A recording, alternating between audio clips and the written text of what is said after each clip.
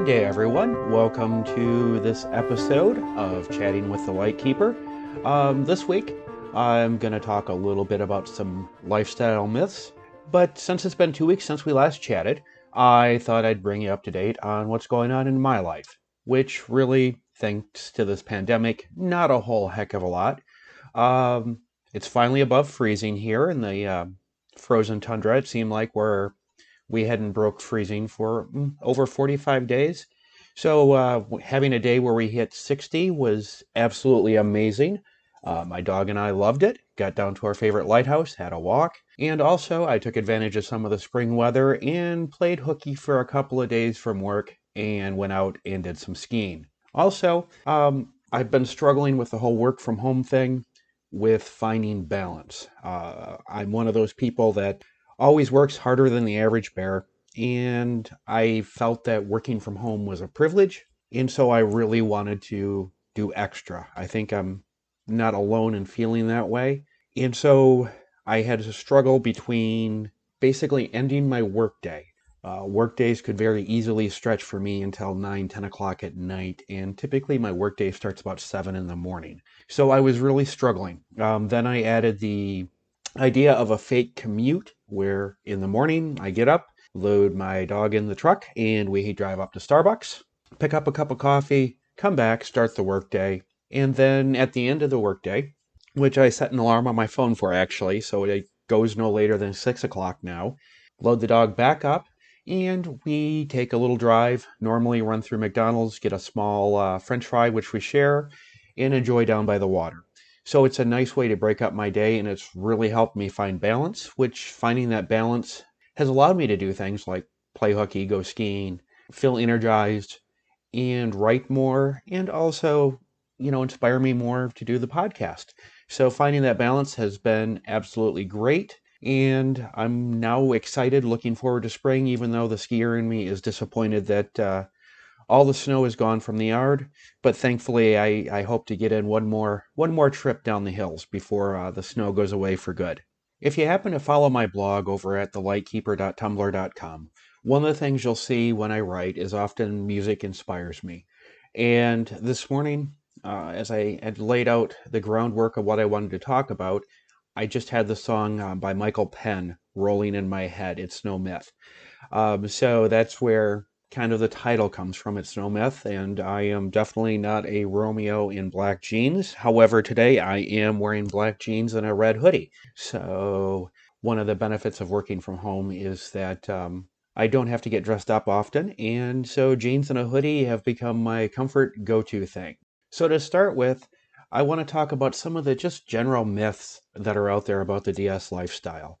There are so many, and there are so many more that I could have talked about that I'm just not going to talk about. And some of them might surprise you, others may not. But here are some of the, I guess, things that I feel are top myths out there. Now, to talk about myths, if you could see me, but you can't, I have put on a beret, little round glasses, grew out a nice, big, fluffy, fake mustache. So I'm doing my best to look like Jamie Heidemann from Mythbusters. However, I am not. So now that I am, attired properly to talk about myths and busting them, here we go. The first myth that is out there that is really pervasive is that somehow gender determines role in the lifestyle. There are so many people who seem to think that the traditional way people think about gender is how the lifestyle works. In other words, if you're a man, you must be dominant, and if you're female, you are the submissive. And that is just not the case. First of all, people of all genders are welcome in the lifestyle, are involved in the lifestyle, and gender does not dictate in any way a person's role. Who they are dictates the role, not the gender that you identify with. So anybody who tries to really preach gender is really selling you a bunch of hogwash and are more than likely somehow still tied to a cave person mentality because women are not a submissive gender. And it just drives me bonkers when people try to believe that one gender must be X. And it's just, there's no there's no place for it anymore, and it needs to go. So that's the first one. And the next one is that somehow submissives, because they're submissive, they are weak people. And by weak, I mean they're vacillating, they can't make decisions. And career-wise, that gets reflected in their career because they just can't make a choice and decisions are hard for them. And that is also not the case. Most submissives that I have encountered are very dominant in their everyday life. They are driven, they can be forceful, they take charge, they just choose in their relationship to not be the leader. Submissive does not mean that a person cannot be driven, succeed. So, in the real world, most submissives that I have come to know are very decisive. They are very much go getters. They know what they want and they're going to go get it. And they just simply make the choice that in their relationship, they wish to be the submissive partner. It has no bearing on life outside of their relationship choices. And that's kind of the next thing is that somehow, if you are involved in the lifestyle but you don't have a partner, that somehow your life is not fulfilled, that you need to have a partner. If you're dominant, you have to have a submissive. And if you're a submissive, you have to have a dominant. And that's really a bunch of crap. There is wonderful things that happen when people come together and form partnerships. But also, if you partner with somebody just to have a partner, that relationship is going to be more of a drag on you than being single and waiting for the right person. I mean, if you're single, hold yourself on reserve until you find somebody amazing. Don't settle for a partner and have a relationship that is just not going to fulfill you and make you happy. You'll be happier, you'll be more successful. And the myth that if you're involved in the lifestyle that you have to have this partner to be completed is once again a myth, and it just needs to go. Another myth that's out there, and I see it a lot with people who are newer to the lifestyle, and you even find more experienced and veteran people falling into this trap. And this is the trap of trying to match up kinks and fetishes, almost like you're an accountant working with an Excel spreadsheet. Check this box, check that box, and everything is a checklist. And if a person checks off X amount of your boxes, they are an ideal partner for you. Now, it's great to have shared common interests. I mean, most relationships, people have things in common, even though there are relationships out there that we all know where people who are absolute opposites attract and have amazing relationships.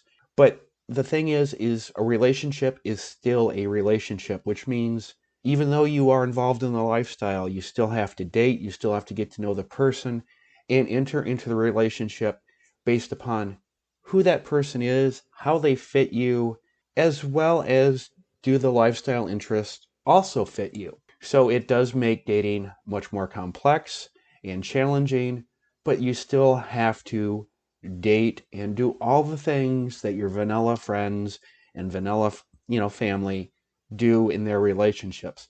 It's just an extra layer that has to get added to the relationship cake.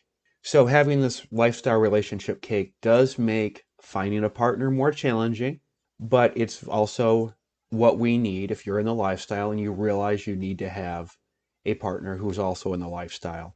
So it makes dating much more challenging because there's that extra layer to your cake. But it's a layer that just can't be overlooked, and you can't have the relationship cake work if you don't build the relationship the old fashioned way through dating, getting to know somebody, investing the time, having deep conversations about things other than the lifestyle, because the lifestyle is only one facet of a relationship. So the myth that a relationship can be found, like by using some version of a kinky eHarmony where, algorithms determine your ideal partner, just it doesn't work. It's still all about people connecting as people. So the myth that relationships in the lifestyle are based on matching up kinks and fetishes is a falsehood. And it's still the old fashioned way of dating, getting to know somebody, kissing a lot of frogs, and hopefully finding that one person who becomes your prince or princess. Now, in addition to basic general kind of lifestyle myths, there are people who are involved in the lifestyle who seem to view the lifestyle is superior to the vanilla world. And let's face it, it's not.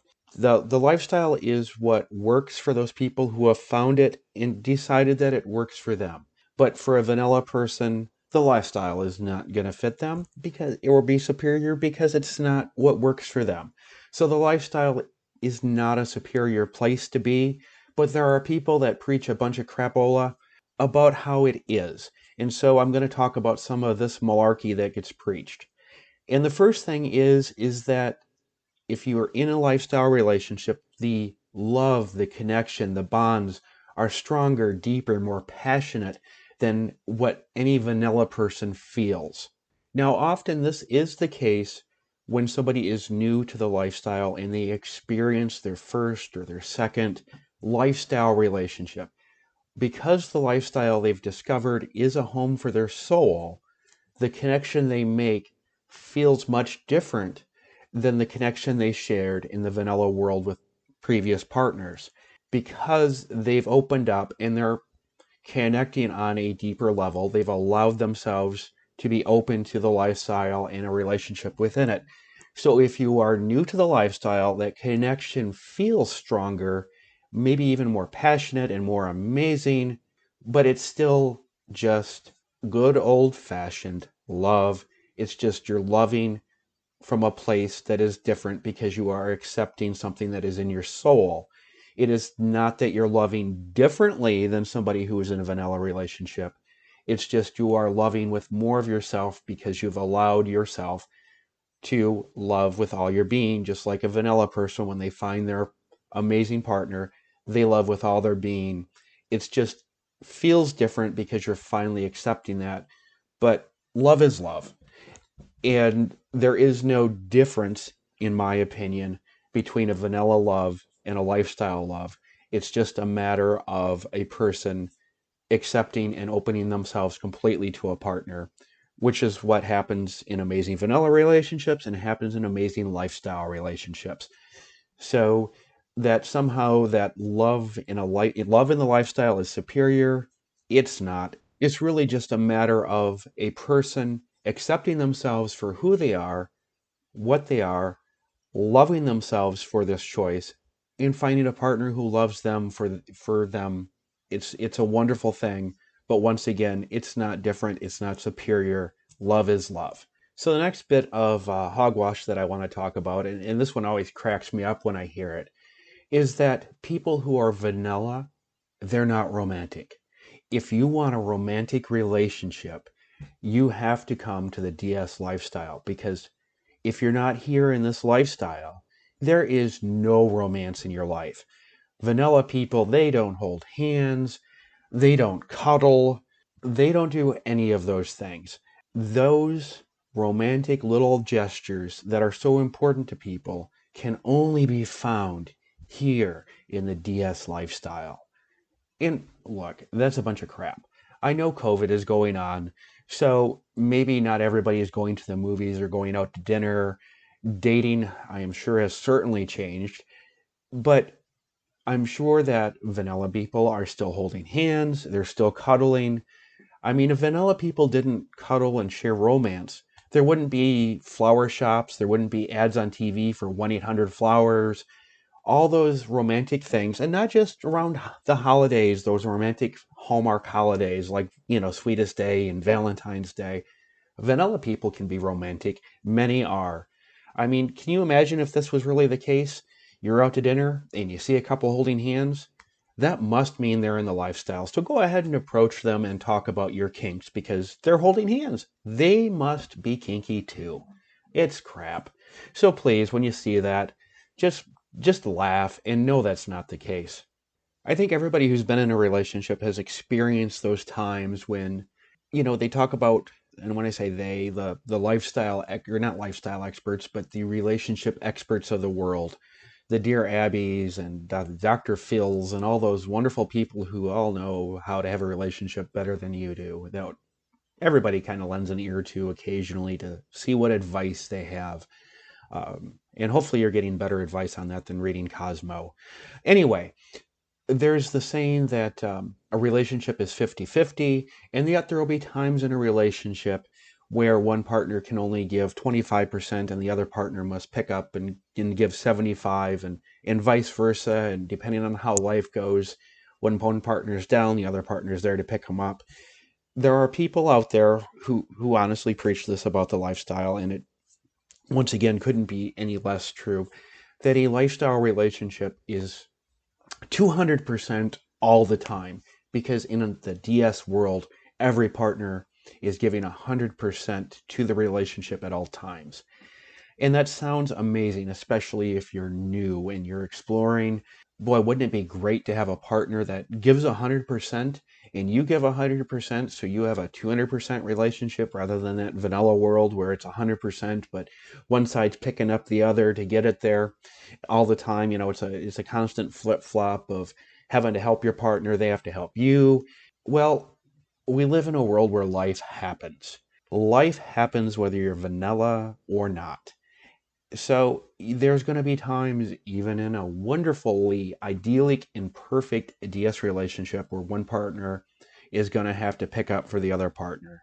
Submissives, there's going to be times your dominant is going to struggle, and you're going to need to step up, help them, and maybe even at times gasp, dominate them, lead them when they are really struggling, help them get on the path back to where they need to be. With a dominant, that goes without saying. That's expected, that you lead your submissive. But that's life, and that's a relationship. It's a give and take. There is not a idyllic world where it's a 200% thing versus the vanilla world where it's just 100. So please remember, it's still just a relationship, and those who preach otherwise are just, talking out their butts. And this kind of brings up the next thing, is that DS relationships have excellent conflict resolution skills because it has a dominant, a leader, and that leader just imposes solutions when there is conflict. And once again, you're having a regular relationship, so there's going to be conflict, there's going to be issues to work through. Every relationship is going to have issues that need to be worked through. And it is not as simple as that. Some of the worst relationship drama I have ever seen has been between people in the lifestyle. I mean, drama, drama, drama. It makes middle school look like a cakewalk, the way some of these people have handled relationship issues. And then I look at some of my folks that I know in the vanilla world, close friends, family, and the way they handle conflict and issues in their relationship has been inspiring. I mean, there are people in the lifestyle who have also inspired and shown great conflict resolution skills, but there have been more than not that have shown absolutely horrid skills when it comes to things going bump in their partnership. So that somehow that the lifestyle is devoid of bad resolution when there's an issue in a relationship, it is crap. And I mean, things like the silent treatment, passive aggressive behavior are things that are much more common, in my opinion, within the lifestyle than actually outside of it. So it's one of the issues that drives me bonkers in the relationship, is that at times there's drama, and I don't like drama. Although I love a good opera, I'm not a big fan of drama. So the lifestyle is not a safe haven from relationship drama. It's all about two people working together to solve their issues. And this brings me to the last kind of vanilla kink issue that doesn't involve, as Sheldon Cooper would say, coitus. Um, the relationships in the DS world, the men are the last bastion of gentlemen. If you want to date a gentleman and be treated like a beautiful princess, you must enter the DS lifestyle, because if you are not in the DS world, you don't get gentlemanly behavior from any vanilla man. And it drives me bonkers. I was lucky enough to be raised by parents who taught me how to act like a gentleman, what it meant to have manners, to use manners. And there's a joke that goes along the lines of when you see a man opening a car door for a woman, it means one of two things. Either the car is new or the woman is new to his life. And everybody laughs about that. But yet the thing is, I'm still a gentleman. I still open doors. I still open it. It's just who I am. It has no bearing on if I'm in the lifestyle or not in the lifestyle. And once again, if you're out and about and you see a man open a door for a woman, that must mean they're kinky, right? According to these people. I mean, so just walk up and talk to them about your favorite flogger because they must be in the lifestyle. That means they're safe to talk to about the lifestyle, which we all know is crap. So when you see that one in the whole, you must be a gentleman, and all dominants that are men are gentlemen, that is just a bunch of malarkey. Um, there are a lot of great guys who are dominants, who are gentlemen, and then there's a whole bunch of idiots and twat waffles. I love the word twat waffle, by the way. That are dominants, and it's just like the rest of the world. There are good, bad, and ugly, and somehow that the lifestyle is the last bastion of gentlemanly behavior is crap. And you'll see it a lot, and you'll see a lot of references to how I'm a dominant and a gentleman out there. But the more somebody talks about it, the more you should kind of question them, because being a gentleman is not defined by your words, but is something that is 100% defined by your actions. So in that regard, let somebody's actions speak louder than their words. And for the love of people, close your mouths when you chew. It doesn't matter whether you're a gentleman or a lady, just close your mouth. And by the way, if you're in a public restroom, it's not the place to be on a cell phone call. Put your phone down, send a text. I mean, no one wants to hear you talk while they're trying to take care of their personal business. Okay? All right. Now that I got those couple of pet peeves out of the way, let's move on and let's talk about the bow chicka wow wow myths that seem to go along with this lifestyle. Now, this is kind of going to be a little bit of, I guess, my first time with a podcast walking a tightrope. I want to be able to talk about this sort of thing, but also do it in a way that doesn't get me like stuck with an R rating or anything like that. So bear with me. Hopefully, I'll find some creative ways to discuss this without saying things that'll get my podcast labeled as being naughty. So one of the things that sometimes people express about the lifestyle is that their sex life is much more fulfilling since they have a DS partner, and that therefore, if you have a vanilla relationship, their sex life must be unfulfilling. Once again, it just goes back to what people prefer. There are plenty of people who are involved in the lifestyle who have a sex life with their partner that is lacking, just like the vanilla world. And over in the lifestyle, you also have some people in partnerships where their lovemaking and their kinky extravaganzas are orgasmic for them. Just like in the vanilla world, you have people that have very fulfilled love lives in that regard. So you don't need to come to the lifestyle to find your sexual fulfillment. If you're in the lifestyle, there are probably things that you need in the bedroom or the kitchen table that are different than what a vanilla person needs. And the things that you may need might be things that a vanilla person would never want. So it's just, once again, it's a matter of what works for you. There isn't a better or worse way. So the idea that you have to be involved in the lifestyle to have a wonderful sex life is just not true. It's a matter of finding a partner that works with you, for you, and you mesh together well. And that happens whether you're vanilla or kinky. The other thing is some of these people in the lifestyle that are kind of preaching the superiority of it will share, once again, this is very traditional gender role-ish, but that vanilla women do not have a fulfilling sex life because their partner is not dominant. That women need a dominant partner to have a fulfilled sex life. And sorry, that's not the case.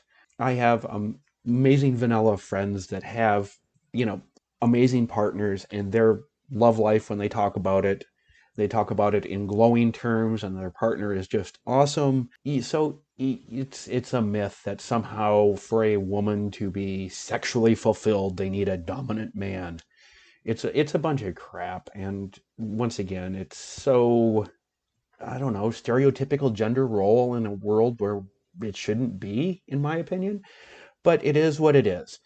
The other thing too is that somehow, if you are a vanilla person, there's no spontaneity in your love life. Everything must be scheduled. And, when I was in college, I might have kind of given this one a little credence because when you're younger, you have no idea what it's like to work, a full-time job. Maybe you have kids too. A couple that's friends of mine refers to their 10-year-old as the biggest mood breaker in the world because every time they try and get intimate, the their child is knocking on the bedroom door.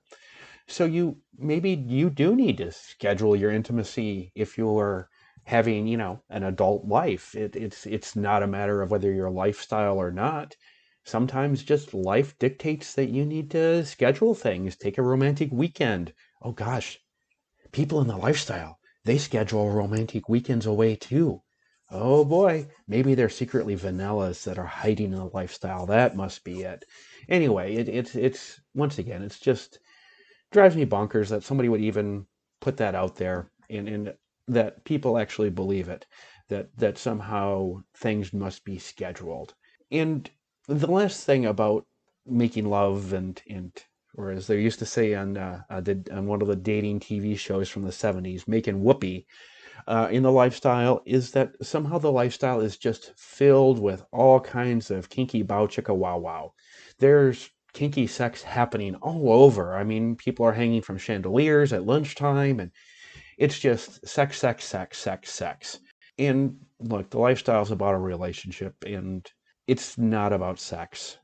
So if you are newer to the lifestyle, no matter your role, whether you're a man or a woman or transgender or whatever you identify as, and you're new to the lifestyle, and you're talking to a prospective partner, and they always kind of default back to talking about making whoopee all the time, that's really all they're looking for. So just know that yes, there is a sexual side, a sexual component to the lifestyle. But if you're talking to a prospective partner or even just somebody you're talking to that may be interesting to be a friend, and it's just that's kind of where their conversations keep going, that's a clue that that's really all they're looking for. So know that yes, there are a lot of people that talk about the lifestyle and bow chicka wow wow, but if that's all they can communicate about, that's all they're looking for. Please know that the lifestyle is a lot more than just making whoopee, and enjoy it, love it, do your thing, but just let it serve as a reminder that if that's all a person wants to talk to you about, that's all a person really wants from you. So, with that done, now I want to talk a little bit about two of the bigger, as I they're not really myths, but things that I see differently in the lifestyle than a lot of people. It's not that the people who see these things very traditionally and use these terms are wrong. In fact, far from it. If that works for you, your partnership, and your relationships and everything, that is wonderful. But I just see them a little differently, and I just want to share my perspective. So even if you don't agree with me, that's fine. But some of these things may help to kind of make things a little bit better or be an idea as to another way to look at things in the lifestyle. Something that I feel really sets lifestyle relationships apart from their vanilla counterparts is that there is structure and accountability built into the relationship. Most often, people talk about this being rules and punishment. Those are kind of the generic terms that most people in the lifestyle use when they're talking about the structure they have built with their dominant or their submissive, is that they have rules, and when the rules are broken, there's punishment for that. Um, once again, if you use rules and punishment in your relationship, that's amazing and that works for you, awesome.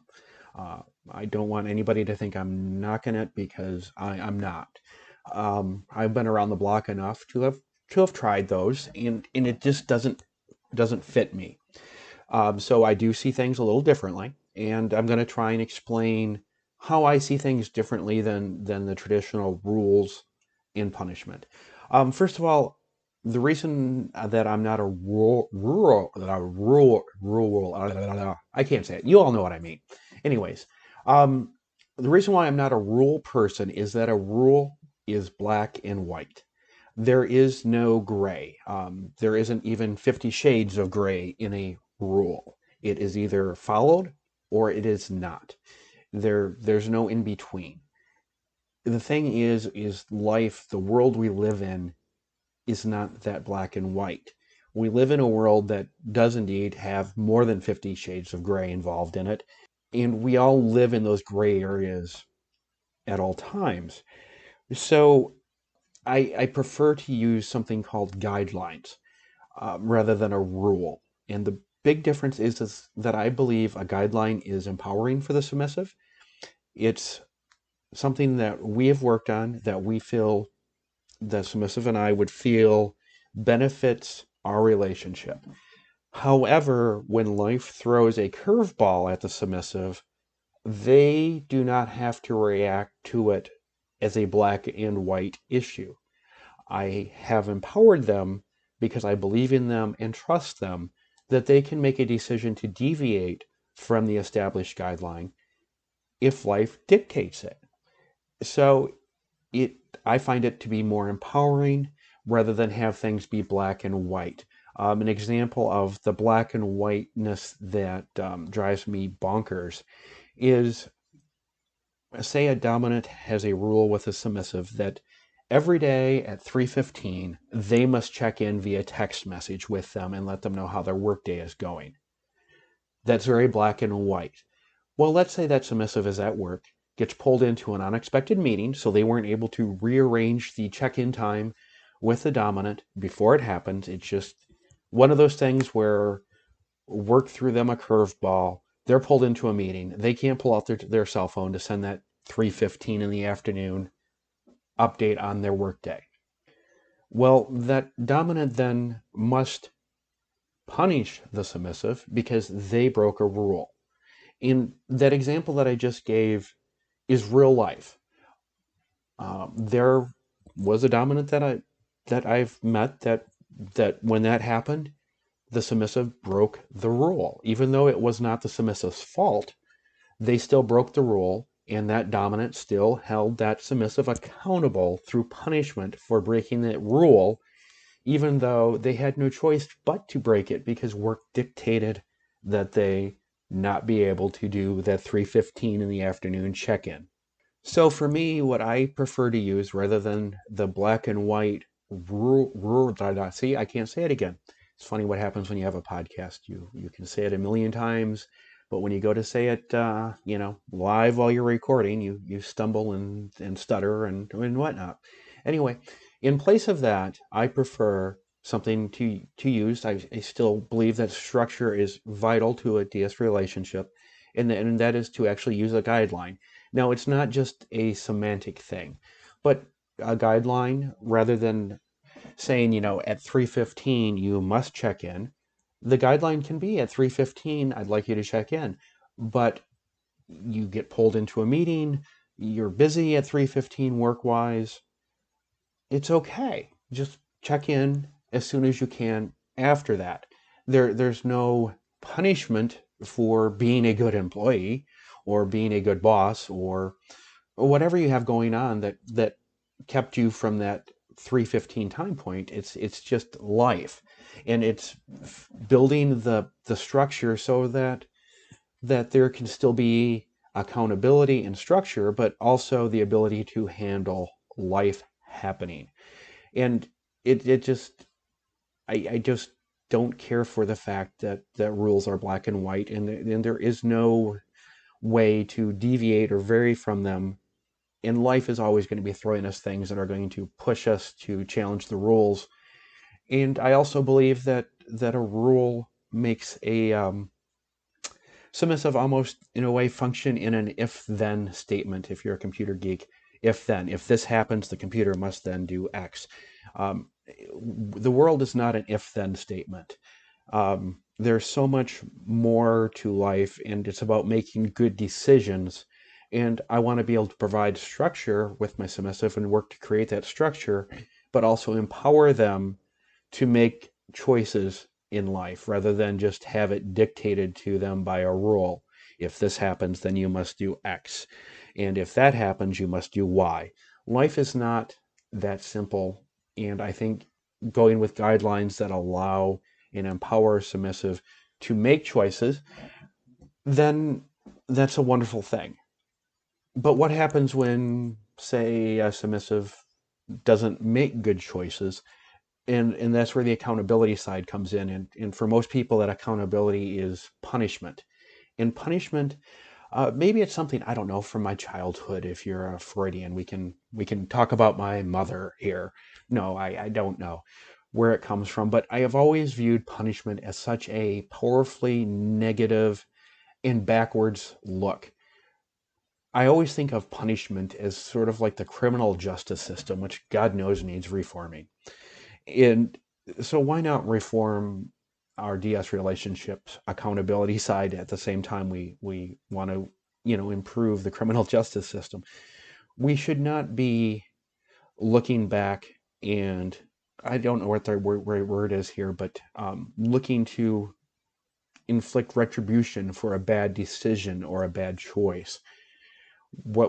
I believe we should be doing is correcting the problem. Something went amiss. A decision that was made by the submissive was not, in hindsight, a good decision. And we're going to have accountability. So we're going to correct the problem. We're going to correct the decision. And it's sort of, think about it like a school paper that you wrote. It gets corrected. So next time you know what the right answers are or how to do it better than before. So you want to correct the issue and move forward rather than the negative of punish. You made a bad choice. I punish you now, thumps chest. That just doesn't fit me. And that's how I view it. And I'm not saying that those who do it otherwise are wrong. It's just my own opinion here. So don't berate me if you view things differently. It's wonderful. The wonderful things about having the podcast is I can share my opinion. And the other thing that drives me kind of bonkers in the lifestyle is that no matter whether you're a rules and punishment person or guidelines and correction or you have your own thing, is that you need to design the structure with your submissive, if you're a dominant, in ways that allow them to make their life better. It's not about you. So often you see these rules that people place or guidelines that people put out there on the internet, and it's laden with things that are all about serving the dominant. At certain times of the day, they must, the submissive must do X, Y, and Z, and they think most of these somehow have oral sex in them. At 5:35 p.m., the submissive must perform oral sex on their dominant. And it's bonkers. These are designed to empower, to improve the submissive's life, and they should be designed for that. The wonderful kinky pleasures of the lifestyle should not be dictated by a rule or a guideline. They should just be, done out of a desire to please and pleasure and serve rather than demanded at certain amount of certain times of the day by pre-designed thoughts and rules. That's just me. So they shouldn't be selfish about the dominant's pleasure or the dominant's wants and whims, but should be things that are going to actually make the submissive's life and the relationship better and stronger, no matter how you practice these things. And the other thing that drives me bonkers, whether you punish or correct or use something in between, is the number of people that are dominants who don't identify a problem when it happens. Now, maybe the issue has upset the dominant, so they are not in the right headspace to step into wanting to correct their partner right when it happens.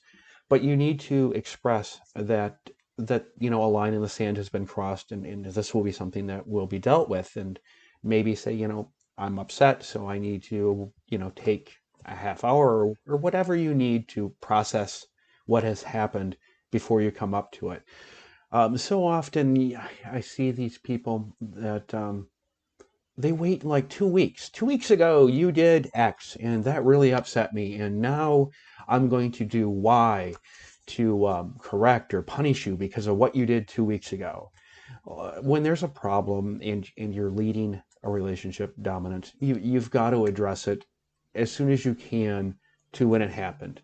There's a time and a place. Obviously, if it's something that happens when you're out with a group of people, it may not be appropriate to you know pull your submissive across your knee in the middle of Applebee's while you're having dinner to spank them. But it's something that you can address politely and discreetly at Applebee's and say, when we get home, we're going to talk about this. Or when we get to the car, we're going to have a discussion. There's a time and a place, but waiting in 2 weeks going by or any amount of time that's excessive is just unacceptable.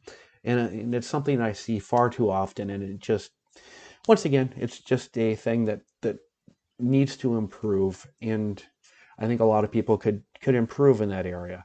Um, and the other thing is no matter how you practice and put in place your structure, make sure that whenever you correct or punish your partner, if you're a dominant, that the problem is resolved and that you're looking forward. And that's one of my issues with the word punishment. To me, punishment is a backwards looking word. And correction is something that is looking forward looking. We're going to correct this and we're going to move forward. But no matter how you practice it, the lifestyle, when the accountability comes into play, it needs to be something where the problem is addressed, it's corrected, and together you are moving forward. And the problem is now in the past, it's water under the bridge, and you're moving forward. So no matter how you practice that component of the lifestyle, dominance, please make sure that it's something that when it's done. And don't be passive aggressive about it. Don't bring it up, 2 weeks later and say, oh, I'm still upset with you from what happened. And maybe you are, but you talk about it then as a relationship issue. I'm still having problems with this. I know we dealt with it, but I'm still having issues. And then you're talking about it as two partners with one partner having an issue. It's not, you're not going to put the accountability side of things back into play because you're still having an issue.